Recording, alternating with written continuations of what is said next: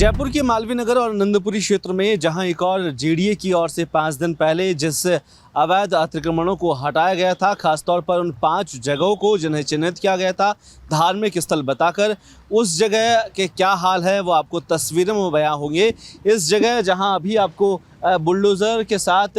यहाँ आपको डंपर दिखाई देंगे। एक समय यहाँ नूरानी मस्जिद थी, उस मस्जिद में नमाज अदा होती थी और उसकी वजह से क्योंकि 60 फीट रोड के दायरे के अंदर वो आती थी, उसके बाद में जो रोड का चौड़ीकरण था उस मस्जिद को हटाकर किया गया है। ख़ासतौर पर इस बात का ध्यान रखा गया है क्योंकि देखिए जहां एक और पूरे मामले को लेकर नगर निगम जेडीए के तमाम अधिकारी मौके पर थे, लेकिन जब रोड को चौड़ी करने की बात आई थी, 80 फीट इस रोड को चौड़ा करना था, उसमें इस मस्जिद का पूरा हिस्सा आ रहा था और सीधे तौर पर ये माना गया था कि अवैध तरीके से इस मस्जिद को बनाया गया था, जिसके चलते पूरे स्ट्रक्चर को ढहाया गया है। उसको आज मलबे में तब्दील होते हुए आप देखेंगे कि किस तरीके से जेडीए प्रशासन की ओर से एक बड़ी कार्रवाई को अंजाम दिया गया है। खासतौर पर इस बात का भी ध्यान रखा गया क्योंकि लगातार हम देखते हैं कि जेडीए की ओर से जो कार्रवाइयाँ की गई थी उसमें उन तमाम पहलुओं को भी ध्यान रखा गया था कि किसी की धार्मिक भावनाएं वो आहत ना हो। और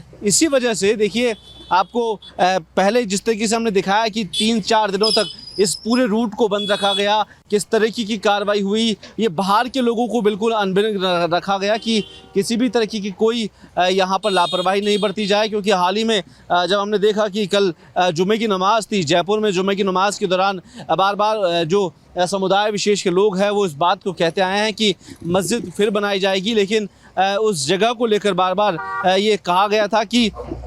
इस मस्जिद के तोड़ने के बाद कांग्रेस नेताओं के बयानबाजी शुरू हो गए थे। लिहाजा इस पूरे प्रकरण को लेकर जेडीए ने साफ तौर पर जाहिर कर दिया है कि किसी तरह की कोई कोताही इसमें नहीं बरती गई और जहां अवैध अतिक्रमणों को हटाने की बात थी वो सीधे तौर पर आप उसका अंदाज़ा लगा सकते हैं कि किस तरीके से अवैध अतिक्रमणों को हटाया गया है। आप पीछे देखेंगे कि जो इस मस्जिद का स्ट्रक्चर था, वो जो मलबा था वो अभी भी यहाँ पड़ा हुआ था, जिसे हटाने का काम किया जा रहा है। लेकिन बशर्ते ये चीज़ें आपको ज़रूर दिखाई देगी कि इसी रोड पर आगे जाके एक मज़ार थी, उस मज़ार को बचाया गया है जहां से एक नीचे का रास्ता अंडरपास निकला करता था। वो जगह अभी भी उसी अतिक्रमण के चलते हैं, आजू बाजू के हिस्से को ज़रूर हटाया गया है, लेकिन उस स्ट्रक्चर को छोड़ दिया गया है। जो आज से पहले आपको जो तस्वीरें नहीं नज़र आ रही थी वो तस्वीरें आपको नज़र आएगी कि किस तरीके से जेडीए की कार्रवाई हुई है और किस तरीके की कार्रवाई में जो चिन्हित किए गए जगह थे उन जगहों में से खासतौर पर मस्जिद एक बड़े पैमाने पर इस पर कार्रवाई हुई है।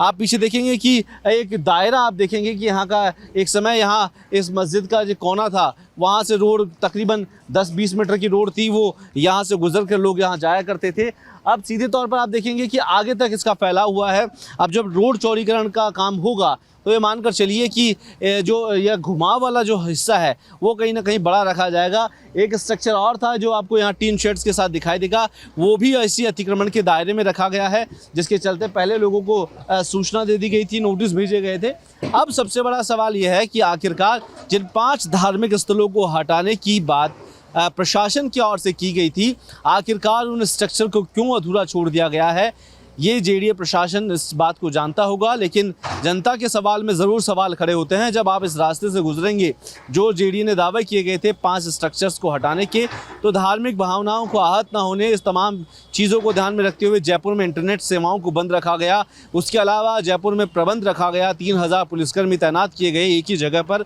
तो इतने बड़े तामझाम के बाद भी अगर उस स्ट्रक्चर को नहीं हटाया गया तो एक बड़ी वजह रही होगी, शायद जो भी वजह है, लेकिन बड़ी इस कार्रवाई के भीतर आपको जेडीए प्रशासन का एक बड़ा लवाजमा आपको नज़र आएगा। लेकिन अभी तक मलबा उठाने का काम यहाँ पर चलता दिखाई दे रहा है। सीधे तौर पर अभी ये माना जा सकता है कि आने वाले दिनों में जेडीए की जो कार्रवाई का विस्तार है वो और बढ़ने वाला है, दायरा और बढ़ेगा। उसके बाद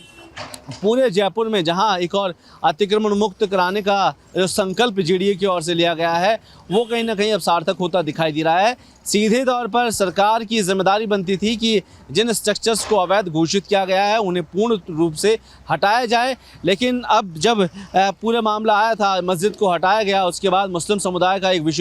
विरोध आपको यहाँ पर दिखाई देगा। लेकिन उस विरोध के भीतर आपको ये भी नज़र आएगा कि उस स्ट्रक्चर को छोड़ दिया गया है। आखिरकार उसके पीछे की वजह शायद जेडीए प्रशासन आपको बखूबी बता पाए, लेकिन सवाल यही है कि इस तरीके की कार्रवाइयाँ उसके बाद होती है जब पूरी कॉलोनी को, पूरी जगह को जेडीए की ओर से बसा दिया गया था। अब यही है कि जयपुर में अगला निशाना किस कॉलोनी, किस जगह का जेडीए प्रशासन की ओर से दिखाई देगा, क्योंकि आने वाले दिनों में ये कार्रवाई रुकेगी नहीं बल्कि और तेज़ी से आगे बढ़ने का काम करेगी। तो ये मस्जिद जहां हुआ करती थी, नूरानी मस्जिद जहां हुआ करती थी, अब वो जगह लगभग खाली हो चुकी है। वहां उसका मलबा दबा हुआ है और उस मलबे को हटाने का काम यहां 5 दिन बाद भी लगातार अब तक जारी है। कैमरा पर्सन त्रिलोक के साथ कुलदीप, रिपोर्ट भारत, जयपुर।